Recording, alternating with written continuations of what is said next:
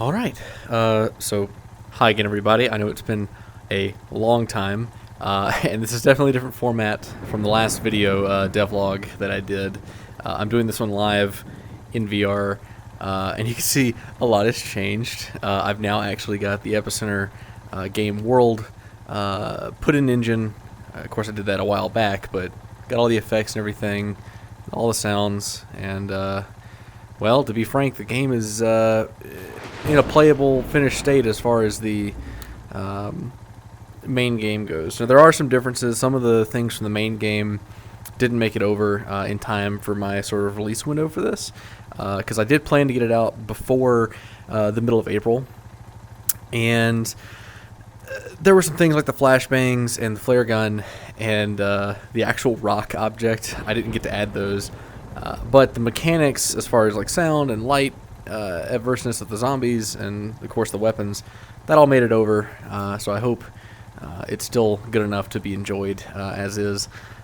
But as always, if there's enough interest, I wouldn't mind, continuing this sort of thing, this project, I mean, and working on it some more. But for right now, I'm trying to decide if I want to do that or if I want to move on to some other project in the future. But for now, I kind of want to demo the current build as well as talk about what's changed and give a tutorial at the same time, because I do expect that this video will be seen first for anybody that's wanting to play this. And of course, it's on itch.io for free. I'm not selling it or anything like that. You can still download it if you want to. I'm not expecting that. It's up there for free. Go ahead and download it and play it. And you can follow along with the video, or you can read the README file on the GitHub repository, which I'll link in the description. And that'll give you the controls for Index and Oculus, as well as the Vive wands. And got some lightning going off here. It's a little hard to hear me, I'm sure, but the controls for the Vive wands and the Oculus and Index controls are separated into two different builds due to the way I did the interaction. So I bought a VR interaction asset that's now deprecated off the store. It doesn't exist anymore. And in that asset was input code that was very non-expandable. So I couldn't really put in a controls manager that would figure out, okay, what control set do you have and what binding scheme should we apply to the in-game settings and everything to make it all work. And I thought about using the Steam VR bindings, but I found that even if I developed for, say, the touchpad and then tried to bind through Steam VR bindings to the Oculus Index, I would just run out of inputs, and it wasn't great. So that's why that's the way it is, but each build is separated and labeled appropriately, so you can go and find those. And, of course, on itch.io, I'll just have both the zip folders. I'll have the main one and then one that's labeled Vive. So if you have that, you can choose that zip folder. And if you have Index or Oculus or any other 2 buttons and a thumbstick type controller, you can use that folder.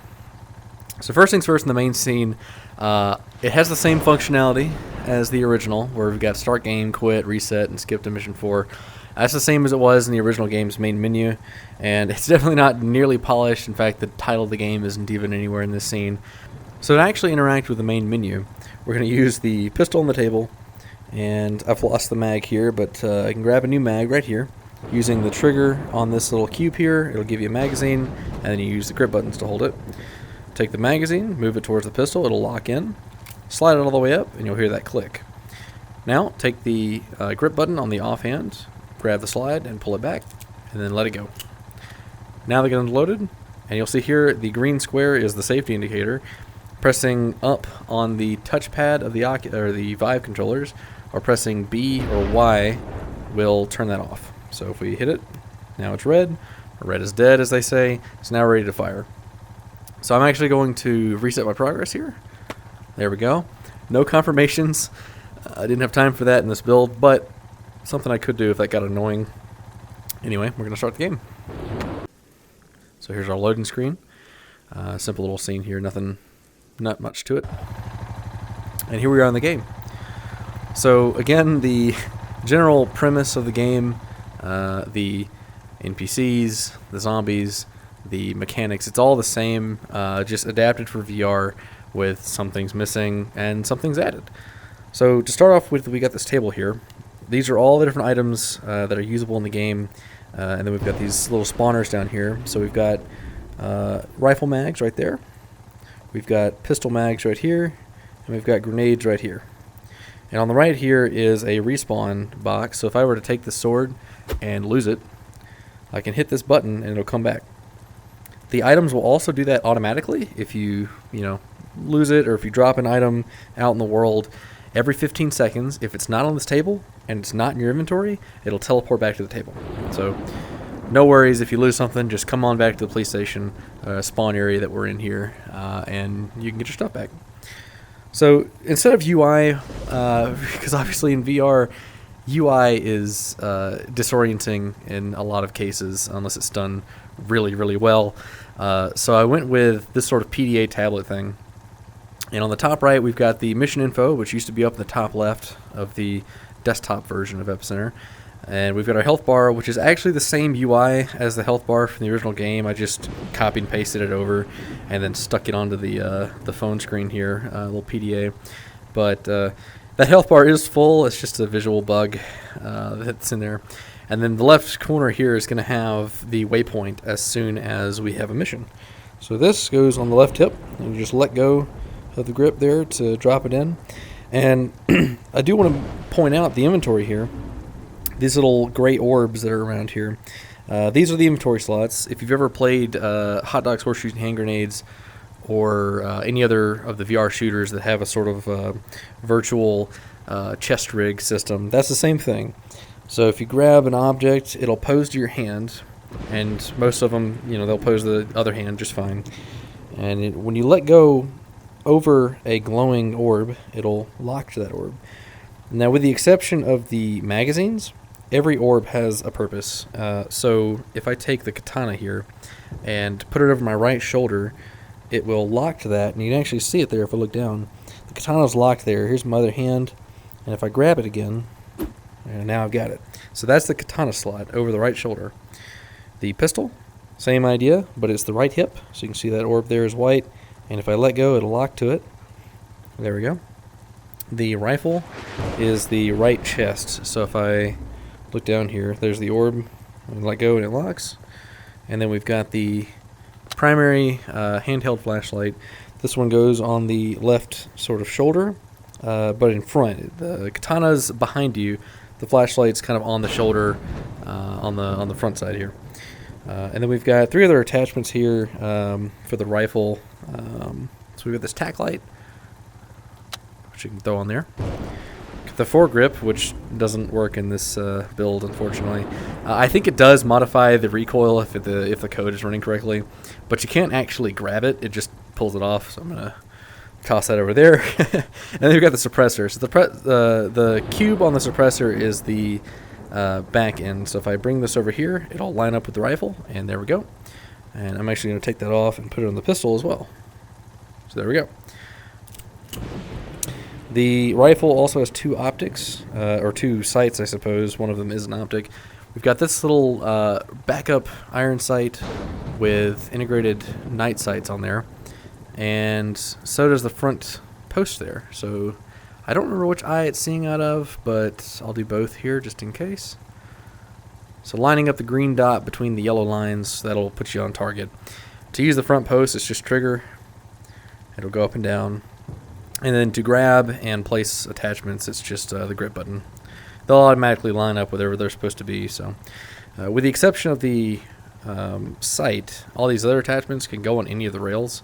It's not really limited in that scope. So if you wanted to put your flashlight down here, you totally could. Just turn it on, put it down there, and you're good to go.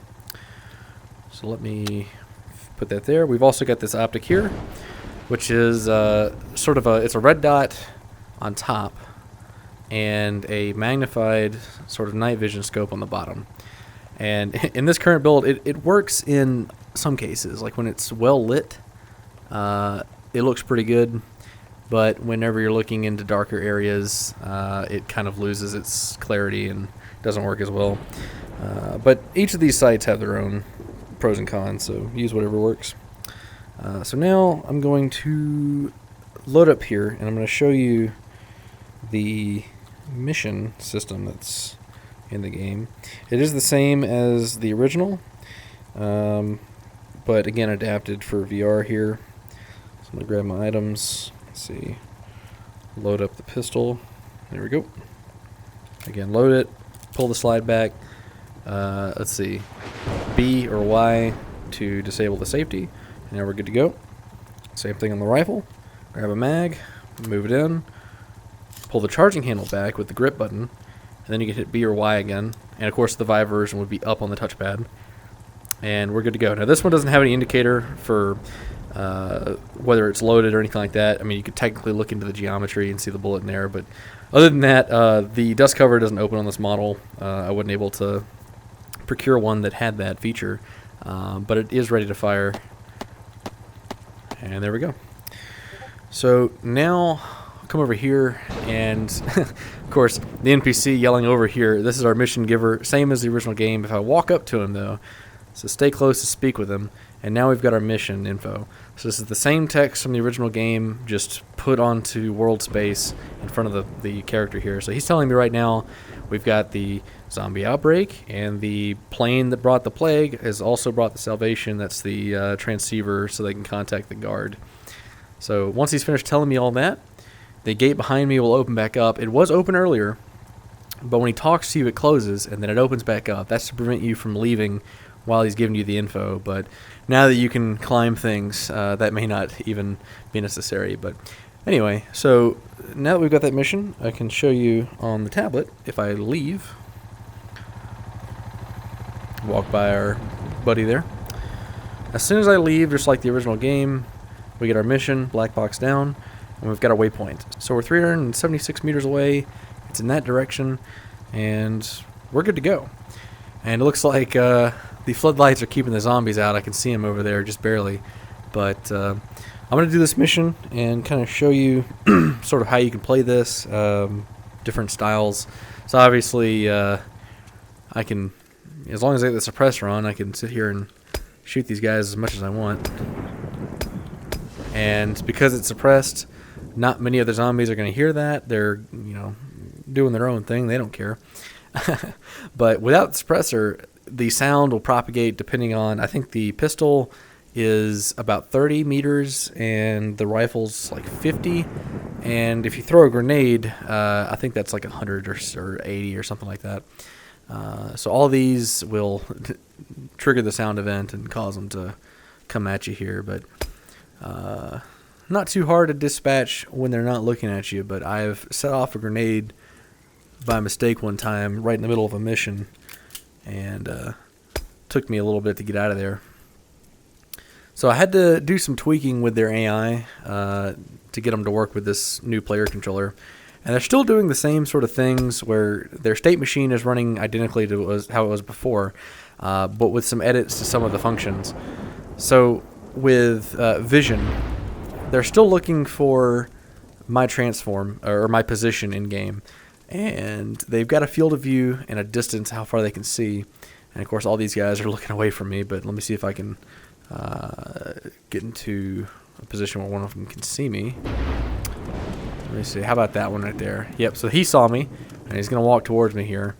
And as long as his face can see my eyes, then he'll be able to see me. So I'm going to go ahead and get around this car here. And just like before, he's going to follow me around here. There he is. And I'll take him out. So that's the vision side of it. And I can show you here, like the original game, we've got our flashlight. So if I take this and shine it at this guy, he will run away. Same for this one here. Once he realizes, there he goes. Very useful, very robust tool here. And they will run away farther depending on how close you were when they saw the light. So if I get right up in this one's face here and turn the flashlight on, yeah, there they go. They're running that direction. So I would advise, I think, yeah, depending on how far away you are and where you're aiming it. Of course, this is just it being as early development as it is, just porting things over and trying to fix bugs. It's a little finicky, but for the most part, yeah, there we go. It does work as expected. So that's the light, and the same thing is applicable to the weapons flashlight. It's just a smaller cone on it, so you can see he ran away from that. I'm gonna get that one to go away from me. There we go. So it does work. Something you can do though, that's distinct from the original game. The bullets are now physical, so I can take the mag and load a round into it. I can put that back in the gun, and there we go. When it comes to the physical ammo manipulation, there's no way to hold the ammo in your inventory. Well, the individual bullets, I mean. And that was mostly out of a creative decision, knowing that the player likely isn't going to be doing a whole lot of manual mag loading and unloading and stuff. I have it in there just in case it does become a bigger feature in the future. But for now, I figure it's fine as is, just with the magazines. If you do load a new mag and then pull the slide back by mistake, like that, if you can find that round, it is possible to put it back in the magazine. So here's our objective. The PDA is pointing us towards it. We're 15 meters away. And to pick this guy up, we're just going to simply walk towards it. And there we go. I didn't do anything. It just went away on its own as soon as I walked up to it. So now we can head back. The objective is updated. We're 370 meters away. And it tells us return to the police station. As we move this way, I want to show how the katana is actually usable now. Because in the original game, the melee combat was a bit lackluster. It was in there, but it was using a raycast that was about a 1 meter distance away from the player, and the animation was really janky and it didn't quite line up, and it just wasn't very fun to use. But now, as you can see, it's a little bit more interesting. So the actual blade is the collider, so if I were to go over here, poke him, it does work, no matter how you hit him with it. I think you can hit him with the backside. Oh, I didn't do it fast enough. There we go. You can hit him with the back of it. It'll still work. So depending on how fast you swing the katana, it'll play different sounds and effects. So if I hit this guy like that, it's a really short, not very meaty sound at all. And same for the swing. I don't know if you can tell the difference in some of these, but it is, well, there we go. There's a different one. It's all relative to the speed you swing it. So if I hit this guy really hard, it was a little bit more punchy. So you've seen the slow and the medium, but hitting him as fast as you can will make an even more gritty and fleshy sound with blood dripping and everything like that. There we go. The dismemberment and all that is applicable to however you kill them. So if you can do it with the different weapons, they will dismember, but it's not a guarantee. Now that I'm back here, I want to mention the lighting real quick. I'm actually using an asset called volumetric light beam, which is used by quite a few different games. It's mobile and VR ready and all that sort of stuff. It's really performant, and even used by Boneworks for their flashlight and some of their assets and everything. But definitely a lot more higher performing than the true volumetric lighting that we were using in the original game with HDRP.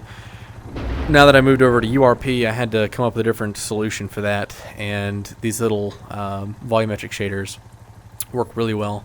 A little bit more convincing in the smaller stuff, like with the flashlight. Let's see. There we go. A lot more convincing when it's on the flashlight. So I haven't used the rifle yet, but to use that, it's 2 hands. You can use 1 hand if you want to, but the foregrip, if you, well, I grabbed the flashlight by accident. If you grab the foregrip with the other hand, it'll lock to that, and you can get 2-hand rotation in position. Now, I just shot that guy without a suppressor on, so I'm going to start having zombies come towards me here, but I can use the red dot on top to target these guys. I don't know if you can see that. Let me switch eyes. There we go. And I can also use the scope on the bottom if I can see out of it, because like I said, sometimes it doesn't work super well. Looks like I got that guy, though. And of course, reloading, you can either pull the mag manually, which you can actually do with the pistol as well. If there's, well, if there's got a mag in it, I can actually put my little interaction sphere below the mag well, grip, and then pull down, and that'll work too. Of course, I just lost another round. Same thing for this guy. Just grab the mag, pull down, or you can hit A on the index or Oculus. I think it's X as well on the other hand. And then down on the touchpad as well on Vive to do that. Pull the charging handle back. Safety is the same as the pistol. There's two different fire modes for the rifle, so you'll notice it's green on safe, and then we have full auto or semi-auto. Ran out of ammo there. Semi-auto and full auto.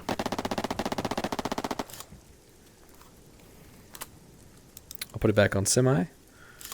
And the other control is the same as the magazine release. If you hit A while the bolt is back, let me put in an empty magazine to show that. So here's an empty one. So the bolt is back right now, and if I release this empty mag with A and then hit A again, you'll hear the bolt go forward. There we go. And so now if I were to load in a new mag and try to shoot, it's not going to do anything. I have to pull the charging handle back. There we go. I'm going to load this mag up. So that's the rifle. Next up is the grenade. To use this guy, you're going to hold it in one hand, use the trigger on the other to pull the pin out. And when you do this, if you keep holding on to the trigger to hold that pin and realign it, you can actually put that pin back in. And it's no longer armed, and I can throw it on the ground, and it's not going to do anything. So, if I pick it back up, I see we got a zombie over there. I'll pull the pin, and you can either let go of it to let the lever fly, or you can hit A and X, or down on the touchpad to let that lever go. Looks like it's still down on the touchpad. There we go. Let's see, I'm going to try that one more time. I looked away. So down on the touchpad on index, it seems. Do that, and toss it. There we go. So the grenade effect is a bit underwhelming at the moment, but it is functioning. There we go. Something else you can do with the inventory is interact with the items while they're in there. So I can actually take the magazine out of my gun and put it back in while it's in the inventory. I can load it just like that. So say for instance I needed to move while loading this mag. I could, let me walk towards the base so I don't get eaten by the zombies here. If I walk towards the base, I can pull the mag out, grab this one, put it in, and then pull back the charging handle, and now I'm ready to go again, and I'm 30 meters from where I was. So a little bit of interesting behavior there. You can also take the attachments off if you really want to. You can do that. Pistol works the same way. It's a little bit tricky though because the magazine collides with it, but you can pull that back and pull magazines out and stuff like that. Can even take the suppressor off if you can reach it. It's a little bit tough, but it does work. So before I switch over to the final scenes, I want to show death and the other way of losing, which you'll understand in a moment. If I walk over to where all these zombies are, let's see, I'm going to get some of their attention. Well, I killed like 3 of them, but oh well. This guy is going to start hitting me. My health is going to go down. And there we go.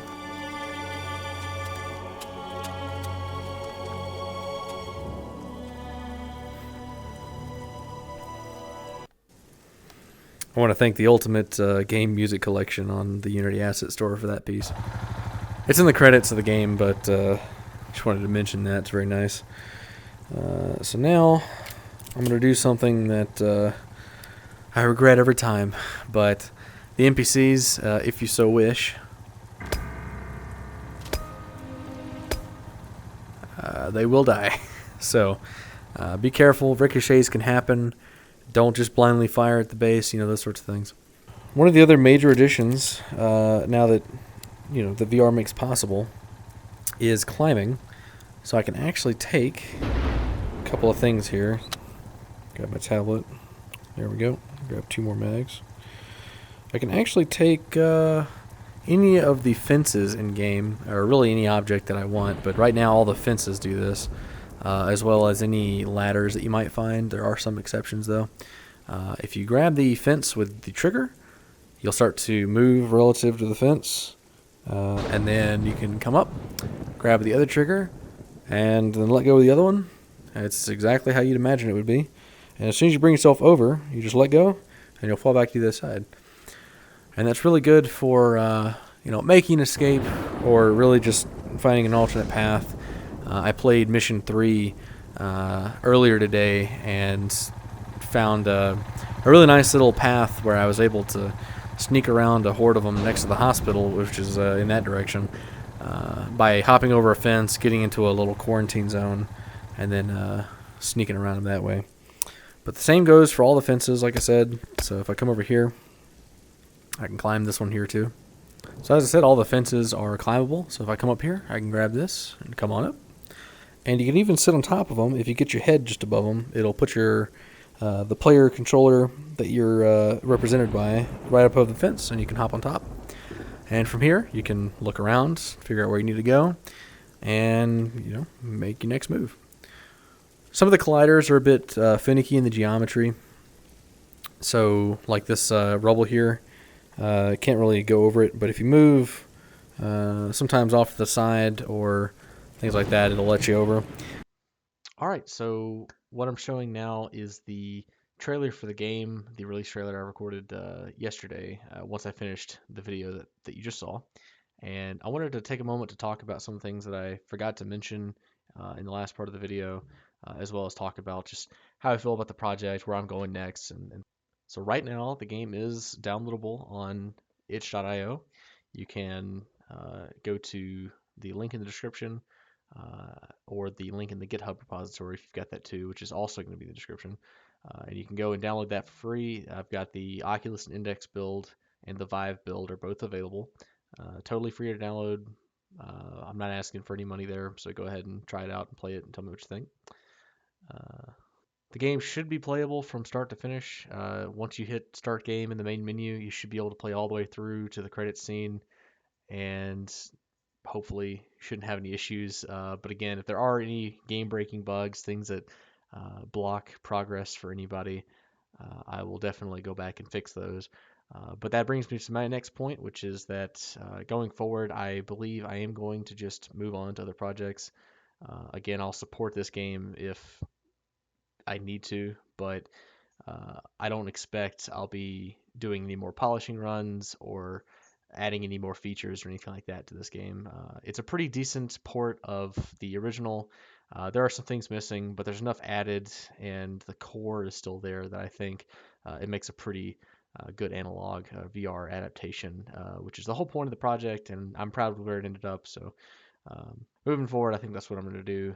I'd like to try out some new ideas, use things that I've learned in the last year, and make better games. So quickly, I wanted to explain the actual missions and what you'll be doing.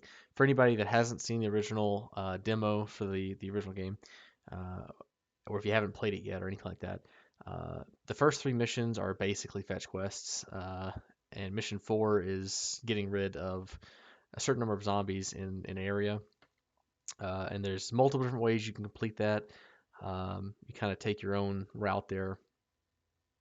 When I designed the missions a year ago, I tried to keep player freedom up as high as possible while also staying within the time limits that we had for the original game.